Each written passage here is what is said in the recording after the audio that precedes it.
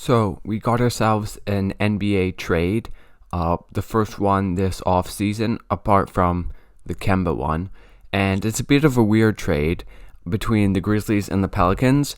The Grizzlies are sending Valanciunas, the number 17 pick in this year's draft, and the number 51 pick in this year's draft, to the New Orleans Pelicans for Steven Adams, Eric Bledsoe, the number 10 pick in this year's draft, so they move up 7 spots, and the number 40 pick in this year's draft, so they move up 11 spots in the second round, and a 2022 top 10 protected Lakers first round pick. So I'd say the Pelicans get off of Adams and Bledsoe and get Valanciunas, who's probably the best player moving in this deal. They open up a lot of cap room for this offseason, but the price to pay for that is picks. And then for the Grizzlies, you probably think you can swap Valanciunas for Adams without losing too much and probably actually gaining a little bit defensively. And then there was already a report that Bledsoe is not part of the Grizzlies' future, so whether that's trying to find a suitable trade partner or buying him out, though I doubt the Grizzlies will do that because they don't really do that, or just letting his contract run out. He is this next season on $18 million and then a partially guaranteed deal for the season after that, which is only $4 million guaranteed, so they could easily waive him and just not pay whatever, like the $18 million, and instead just pay $4 million. So yeah, that's sort of the gist. If we talk about the Pelicans first, because I think they deserve to be talked about first. Yeah, if I think of Valanciunas' fit, I mean, the thing with Valanciunas is I think he's definitely more skilled than Adams offensively in terms of post hooks, post scoring.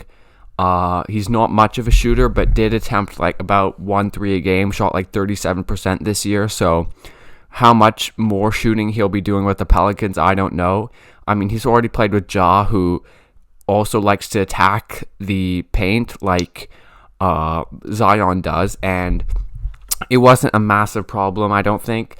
I mean, he's also a good offensive rebounder, and he can be down there, like if Zion drives and gives him a dump off pass, he can finish those. He's a good finisher around the rim. So I think the Pelicans are definitely gaining something offensively. Also, if Zion's not out there, like in the non-Zion minutes, he can have a few post-ups or in transition. I mean, he's not fast at all, but if he gets a mismatch, you can throw it to him in the post there. So I think Valanciunas gives them a little bit more offensively. Plus, he's on an expiring $14 million deal, so they save a lot of cap room. And then defensively, I mean, Valanciunas, I think Adams is a little bit better. But Valanciunas, you're not losing much. I mean, he's not very fast, can't really switch, but he can give you okay rim protection. He's pretty big. The Pelicans aren't going to be great defensively either way, with Ingram, Zion, Valanciunas as their front court, but he's not going to be atrocious, and he's going to try hard. So I think Valanciunas is definitely a better player than Adams, and he adds a lot more offensively for the Pelicans, which is a little bit interesting. And then giving up the draft stuff, I think that was mainly to get off of Bledsoe, which they sort of had to do it if they want to make moves to win now this offseason. They now have, I believe, $27 million in cap space if they want to bring back Josh Hart. They obviously have Lonzo Ball, who's a restricted free agent, so it'll be interesting to see what happens there. But maybe a little bit of the thinking here is you get off of Bledsoe, and now you can make a move for someone in free agency. And the name I've been hearing a lot is Kyle Lowry. He has been rumored, and they could throw him a lot of money. Or someone like a Mike Conley. If they do this, they would probably have to let go of Lonzo, which, I think Lonzo is a good fit with the Pelicans, and I think they should bring him back, but I feel like the Pelicans don't exactly think that, and the moves that they've made have indicated that maybe they don't see Lonzo as part of the future. So they can use this cap space to sign someone with like Kyle Lowry, and if you think of a starting lineup of Lowry, Nickeil Alexander-Walker, Ingram, Zion, Valanciunas, I mean, that's a playoff team for sure. They are a bit weak defensively, but I think offensively, you finally get a better spacing around Zion, and just I think we forget how good Zion is. So I think a decent move for the Pelicans. It obviously hurts to give up draft picks, but if you're drafting well, you can find just as good a player 17 as you can at number 10. And then the Lakers top 10 pick, that's going to be like somewhere in the 20s, and the Pelicans have a lot of future picks. So I would say I think this is a good move for the Pelicans. I'd say maybe a B plus if I were to give a grade, just because you get a little bit better and you get off of contracts, which gives you more flexibility in free agency, whatever they want to do. Okay, now if we get to the Grizzlies, I think initially I was like, what are the Grizzlies doing with this? And I think there's still an element of that due to them probably getting worse as a team and taking on contracts, but they also get those future picks, which are nice. So I think this is the Grizzlies maybe just chilling out a bit, not going all in on winning, even though they've made the play-in and the playoffs this year. But if I think of the fit more, I think they're giving up a lot offensively, going from Valanciunas to Adams. Valanciunas, I believe, was their leading scorer, or him or Ja. Valanciunas averaged like 18 points a game, so they're going to lose that and only replace it with whatever, like Adams like 12. But I think between Ja and Jaren Jackson Jr., they can probably make that up. So offensively, it hurts a little bit, but Adams is also still going to be able to do all the complementary thing that Valanciunas does. He's going to be able to set screens for Ja Morant. He's obviously played with very good point guards throughout his career.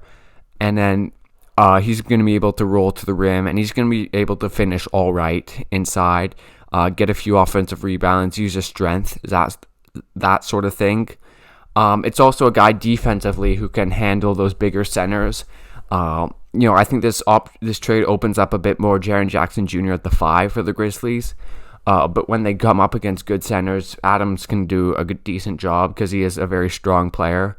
And then he's also a great rebounder and great, he does all the little things, whether it's boxing out or setting the right screens or, being there on the right rotation. So I think he'll be able to fit in well with the Grizzlies in that respect. And then he's just as mobile as Valanciunas, which is not very mobile, but he can give them a little bit more rim protection. The Grizzlies are already a good defensive team, and I think they're going to stay a good defensive team.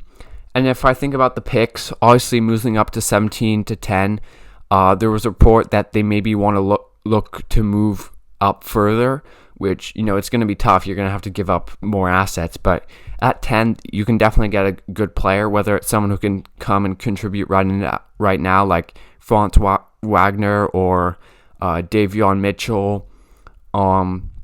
I'm trying to think of what the Grizzlies need in the draft, and it's tough because they're a very, very deep team, and they have players at every position.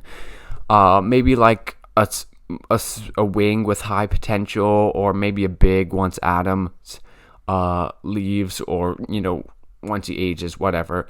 If I think in the draft, if Kuminga falls to them at 10, I know his stock has gone down, but he certainly has boom or bust potential. Maybe a bit too high for Kai Jones at 10, but he also has some potential.